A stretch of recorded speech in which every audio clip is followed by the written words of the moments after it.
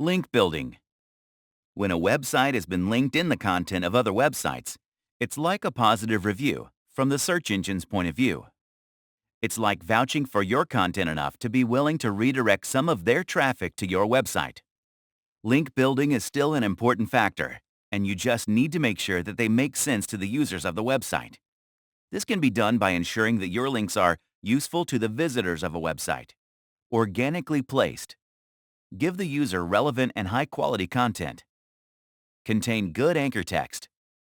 Let's understand the difference between a good link and a bad one from the search engine's point of view. Here are the factors. Number 1. The web page's authority. You need to find websites that will link back to your content, but it's important that those websites be voices of authority. Number 2. Website's relevance. If you run a sports website, a link back from a voice of authority on sports means a lot more than a forum that has nothing to do with sports at all. So you also need to pick websites that are intimately related to your content, products, or services.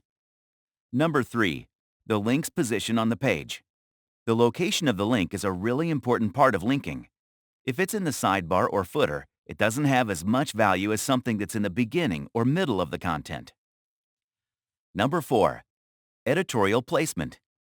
After location, you need to see if the words that the hyperlink is attached to make it an editorial link.